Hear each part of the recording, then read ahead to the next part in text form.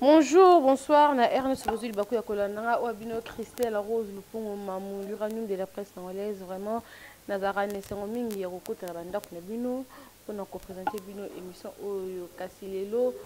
Boebi, actualité, les autres circulés, depuis semaine et banda qui, les acquis bongo, les Kambongo, il y a affaire visa, affaire voyage, il y a la team Wata, Karine Mokonzi, héritier Watanabe. Pour kokende bongo na États-Unis d'Amérique, précisément en Atlanta, au bazaki bongo invité na mariage ya Mese Izi Bukasa na Mosne Olga. C'était déjà passé hier vendredi. Yango biso c'est elle nous suit to ba itotika simate to mekape ko sola moi muke likambu o ezo chabongo to babulu eke ba version eza ebele par rapport ya invitation on utaki bongo pa mais c'est Izi Bukasa o azali ex ya moi mulopo bino mo boyebi moi mulopo o azali bongo artiste et comédienne na biso ya Kinshasa pe ba comédien bazara sans frontières hein bazaka international donc c'est ça biso c'est qui sera batu nyonso eza ba africain ba américain batu nyonso balandaka bongo théâtre moi mulopo c'est qui sera bango alors mais c'est Izi Bukasa azali bongo ex nae mobile ne ba nova na États-Unis ba kabwana moi mulopo akenda na chemin na Izi pe akenda na chemin na akenda kukuta na pe na madame Olga o babala ki bongo mokolo ya le 25 août bilomo bozo mona ba extrait ya ba image ndenge héritier Watanabe na arnacle bazalaki wana basaki bongo playback parce que c'était prévu ba beta concert ba prester na mariage wana c'était prévu ba prester na mariage wana malheureusement esimbité groupe et comment qui ti na Belgique makambane simbakite nde na ministre tozolo ba bazana biso awa na Kinshasa dossier oyo ezopesa vraiment moi mbilinga surtout côté na biso ya ba chroniqueur ba chroniqueuse ba version ezolo ba parti par là côté okuna Karine Mokonzi mutabebisaki côté okuna ki motema be ya ba musicien na biso côté okuna ba version eza ebele bato bazobli ba komi ko lancer un message que héritier Watanabe il faut olongola kaka Karine Mokonzi pembeni na to éviter ce qui Karine Mokonzi mtasalaki porter malheur ya faut porter malheur parce que ba musicien mingi to repesa ces exemples neti ba Kunzardo ba nani bakena nanu ba voyager quitter parce que la team motezaki bongo na Olympia de Paris na juillet il faut ezaki prévu ba beta na Olympique de Paris na juillet simba quitté parce que ba ndeko na biso ba combattant tellement ba yebi cause na bango ba pekisa concert beta ba yebi toujours concert et beta ba yebi toujours concert ezonga na poto ba boyaki concert wana esalama malgré ça la team wata basaki na bango na Paris ba ninga mususu neti ba Kunzardo neti ba arnacle ba arkeli bango batikalaki parce que bango bazaki visa te nde bango pe ba yo occasion ya kozwa visa na mariage ya Mese Izi Bukasa plutôt Izi Bukasa mobali ya madame Olga o babalana ki déjà hier malheureusement bandeko wana bakota kité basukaki na Belgique bazongi sikoyo mama kele ezolo ba mama ba rimer ezolo ba pourquoi Karine Mokonzi kaka ndeko mone ezo circuler na makambo oyo to yebite qu'est-ce que eloko nini Karine Mokonzi asalaki na New York pona ba sukisa baninga na nzela question mark tokoye bango parce que bureau ya la team wata ezolandela dossier wana nazozwa ba appel nazozwa ba message lelo kutu na sabino lo na lalité bato bazaki na États-Unis kobenga Christelle omoni mariage wana eleki Christelle omoni boye pourquoi héritier Watanabe pourquoi kakaye ya nini ya o balingaka pe héritier Watanabe te bazobenga pe azwi apusa likolo ya mwana wana ye tango azalaki ye moko bapesi na exemple na bi exemple wana na okabolango pe na bandeko na bazolanda biso na okabolango pe lisusu na ba chroniqueur na ba chroniqueuse bapesa biso pe ba vie na bango bapesi pe exemple bi héritier Watanabe tango azalaki ye moko tango alongwaki maison mère tango asalaki azwaki dia osala la team wata na ye azalaki sans Karine Mokonzi azalaki sans Karine asalaki première abetaki concert na ye ya Romeo Golf ezalaki carton esimbaki alongwaki awutaki poto ayaki baninga bato bayambaki ezalaki sans Karine Okonzi. Pourquoi koya Karine Okonzi ekomi lokola Karine Okonzi pembeni na héritier Watanabe ekomi lokola moi likambo mo boye moi ba problème mo boye question mark. Pourquoi Karine Okonzi côté msusu Karine Okonzi asalaki boye côté msusu Karine Okonzi toyebi te biso nyonso tokozwa bongo version wana jour bandeko na biso bakokota ambassade parce que c'est prévu déjà il faut bazonga po bandeko ya ba musiciens bakomaki na Belgique basufisaki bango na Belgique et balobaki faut bazonga ambassade donc bazonga ambassade ne boyeba vraie cause ya désactivation ya ba visa na bango parce que ba visa na bango ezalaki désactivé ba désactivaki ba visa na bango pona nini ils ont payé ça bon passer quelque part tokoloba non eza faute non yeye moko la pulga na sens nini na sens que ndina ba ki jour wana mo biso to ba africain ane muté mabe africain za la gentillité eza rare pour mona ndekono surtout congolais au mona asepela nesengo na ya muninga na pesa ka exemple mo tokoza na biso nde tozana banda kuboye tozana ba famille na biso au mona ndeko moko alingaka voyager mo mona ba bomba sango ya voyage wana ba bomba sango ya voyage wana balingi batu bayeba te donc il faut bazela tango mutona kolongwa ako voyager komiti na destination na so banda ke Paris tango akoma Paris ale bakoma panda sango au moni kingani akoma ki Paris.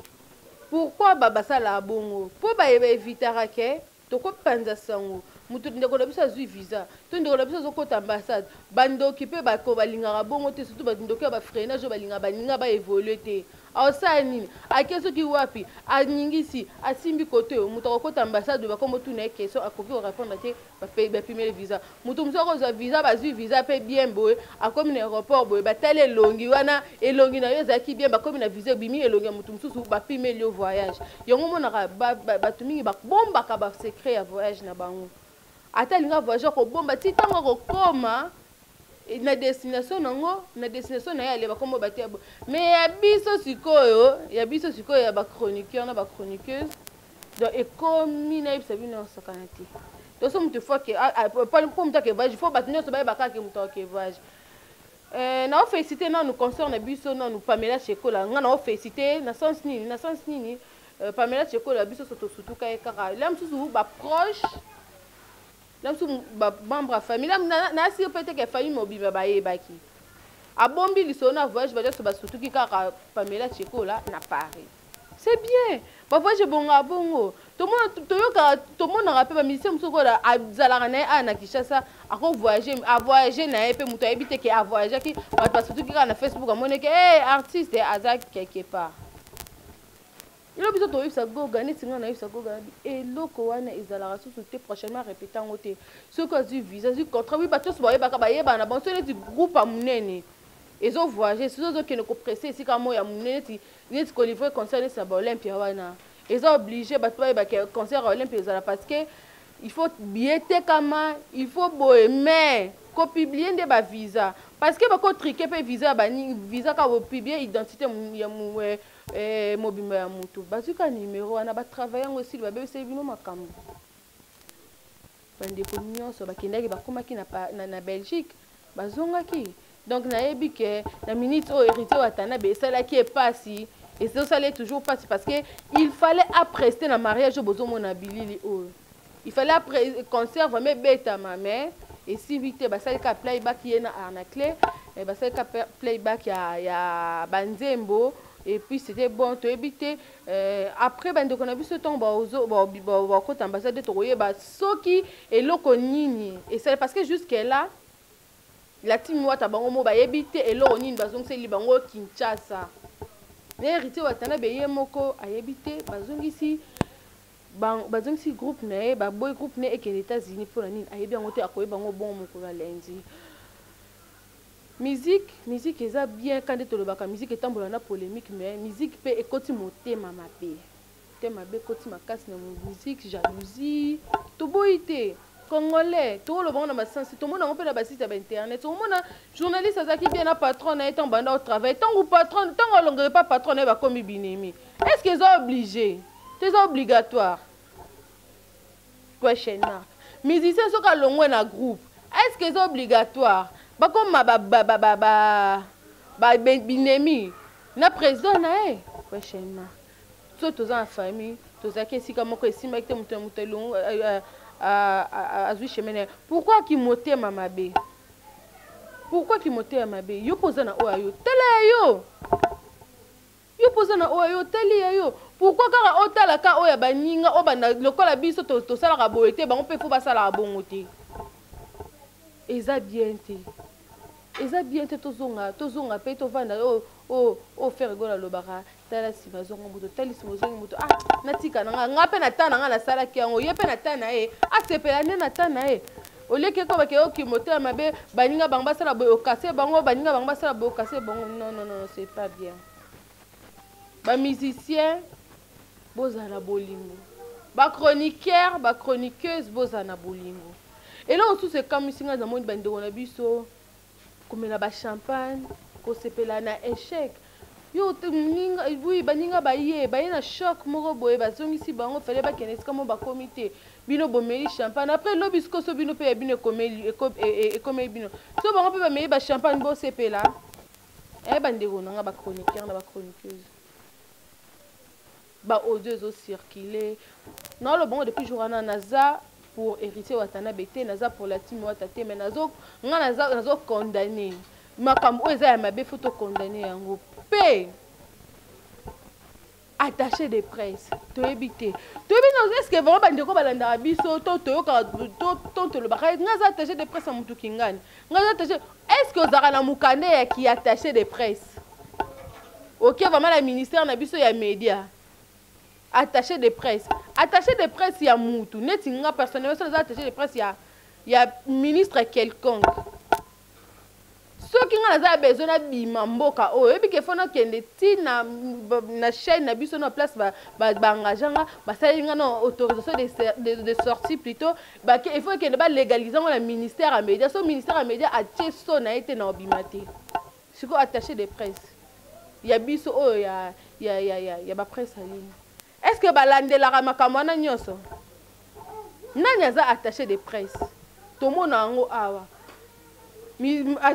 concert to confrère moko kokanga makala musicien mo batamboli 2-3 jours oyo nanga na komi attaché de presse na ye oza na mukanda oza engagé na orchestre wana ntango bamusicien bazalaka na carte na bango par exemple bamusicien aza musicien ya wenge bcbg ntango bapesa bango artiste nini boye est ce que yo mpo oza na yango bakomela mpe attaché de presse ya wenge bcbg légalisé na l'état batie mpe so ya ministère na numéro na oyo ya matricule est ce que ezali to respecte mosala na biso tosala mosala na biso kaka na ndenge ya bien ezopesa mpasi bandeko baolanda biso bazala bazoba te bazala mayele biso totravaillaka na bamusicien mosala biso totambolaka na bango so biso tokopesa mpe tozokende kaka na loyenge tokosambreka biso nyonso eloko malonge ezala nango te elonga na nga naloba kaka na héritier watana bien en tout cas courage ezalaka makasi nde loba jour wana courage ebele mariage eseleki toyebi te tozelaka réponse ya consulat ya consul nde banani bandeko na biso elatimi wata bakokota soki ke bakoaccorde bango bazonga bazonga États-Unis bakei bon chance soki mpe baaccorde bango te prochainement tozwaka mayele topubliaka biloko na biso te tosala mosala na biso na discrétion mpo mpe kolakisa ke o nazalaki na boye efutaka nango te to balobaka moto abombani aleki na mayele baloba yango pamba te okobomba mpe makambo na yo bobombi yango osala yango na ccc mpe moto aoyeba mpe te osali makambo no ti ntongo moto ayokaka bu amoni elo mwa monene parce que héritier watana be toloba yango lelo oyo aza tolobaki eza chance parce que bamusicien mingi baorchestre vazala suu te nayebi te so nango kosa eza pasi depuis so 2008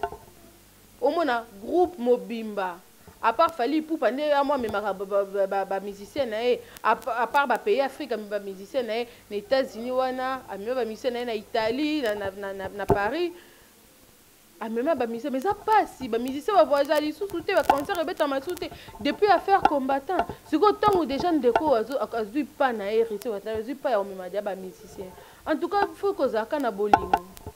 so muto abi mo na ebite il faut na zona ton son hérité wata na be moto na tembe wana eza slogan eza ndenge muto na mutu ami bengaka tembe wana eza tembe ya musique eza tembe te soki ya ngana leki bino kaka ngana sali bino boye kaka to ebite soki eza yango to mona ba tous bazana ba slogan bon oh nani kingani boye oh nani raïs oh soki force tranquille oh pacificateur oh l'uranium de la presse oh soki la baronne la vraie baronne l'américaine perdue mutura mutasana oh yaye ami pesa mobutu bazali mutura mutasana ba terme ne pe hérité ba taille ba pesa pe moto la. Vraiment, merci à Margot Langou pour ton assistance. Merci à Naomi, John, Mervedi, Mujinga, Eliel. Merci, Nabino Nyoso. Vraiment, on a vraiment besoin de Kolobangoana. En tout cas, héritier Watana, courage. Biso, chroniqueur, tout ça, ça, biso, malam, kaka. Ndeto, misara, combat, Karine Mokonzi. Libozo, Karine Mokonzi, Mutaselagi, Karine Mokonzi, Mutaselagi, moi, peso, ça, bien été. Je ne suis pas pour elle, mais elle m'a dit que ça a bien été. Totika, tu as une vraie version. Totika, que Karine Mokonzi, l'auteur, parce que partout ils ont l'Obama. C'est Karine Mokonzi l'auteur, c'est Karine Mokonzi Asalibo. Là, c'est Karine Mokonzi. Zorande, oh, Moutou Morobo, Moutou Sabata, Mika, profiter de ce Karine Mokonzi, bou, Asalibo, tu es évité. Ba musicien, bolingana. Ba chroniqueur, chroniqueuse, bolingana. Conflit, ranking, nini eza tina te parce que lelo oyo cause problème boy quand muto bo finga na nzela na bokuta ine tiko akotiko na nzela ata que zo ndekone congolais en tout cas to ça kana bolingo oh vraiment a Monique na lobby mabe na place wana a excuser nga place o Monique non Christelle a débordé a excuser ngai so pe o sepeli parce que gestion na bino ba conseil na bino ba remarque na bino numéro na biso zawana eza pona finga te eza pona ko pesa ba remarque na yebi ke ba msusu oh longba kuna okomi boye longba kuna boye na boye eza ngana ngo te tondimaka ba remarque na bino ka yango mte sala biso bien to pesa ka heureux mariage na monsieur Izi Bukasa na mama Olga mariage bango leka ki kitoko bozomona ba extrait na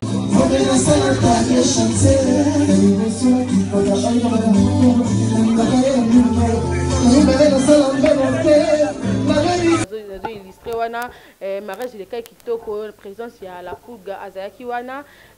toujours c'est la carte retour na awa na Kinshasa yepe akopesa biso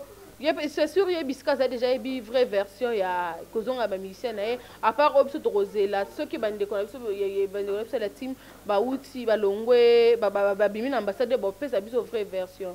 na miso to pesa bon ka courage Isaka Makambu et yaka merci à Anya Mlofa, merci à Papine Zola Meso propriété privée, sans oublier Tabita Lupunga merci Nayo, merci à Gabi Panzo, merci à mon vieux Paul Bon à gaz naga, sans oublier à Diogène Genève Mobimba, papa Emmanuel Kayongo Motema, maman Véro, maman na Christian, maman na Kirtis.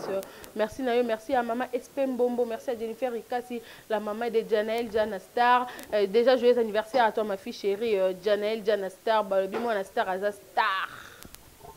Janaël Janastar, merci à toi. Joyeux anniversaire. Merci à Jordi Emenea. Merci Nabino. Merci Ndakmoumé. Merci à papa Dago. Merci. Merci Nabino Nyoso. Sans oublier Chimène qui est là. Juste moi ça Pembe Frida quand Abachar mais la bossa noté. Bon séjour à Fima Sidi. Kalami était Frida quand Abachar mais yo yebi. Na bossa noté la dilas bamba fouti ya batu ya Frida Kangabachar mais merci Nayo merci à Francisca la bourgeoise, merci à Nadia Moussoaili, merci à Bouza et Belé Badokono so Oyo Obolanda Kinga, sans oublier maman Aimez Voka, merci Nayo, merci à Maître Lola Mapasa, les grands Saoudais, Michel Nevo, la Bosse Vongote, Adieu Diogène, Genève, Mobimba, Aza Anaba Kinshasa, Isaiah Koinya, merci Nayo, merci à Maître Lola Nzuzi, Tata Mapasa, merci, merci, merci, merci à Bibichka Bichi, merci à mon grand frère chéri, Babi Tazaki, allo, allo, allo, allo, na Petit Naïm, toi ça, Petit Naïm, en direct des États-Unis, Motema Batouya, Laetitia, Deo Madiondo, Yaya Moto, Yaya Bolungo, Yaya Moto, tout na snap et ça a bien ça la biso Barbara. Merci Nayo, merci à toi Papine Zola Meso, hein, Papine Zola Meso, Yemoko. Rien à dire, Papine Zola Meso, un grand merci Nayo, un grand merci à Laetitia Nzaou,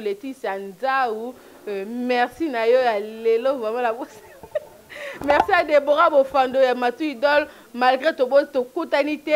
tout ce lango canadien, il y a WhatsApp, il y a Facebook, Maman Micho Mukuna, RDC, lo comme Makasi, bon séjour, Nayo Ana Kinshasa, sans oublier Chico Mouchetou, Janora, Janora de Felon, Chico Mouchetou, Pedro Pembe, le babu, Mobile Moulaï,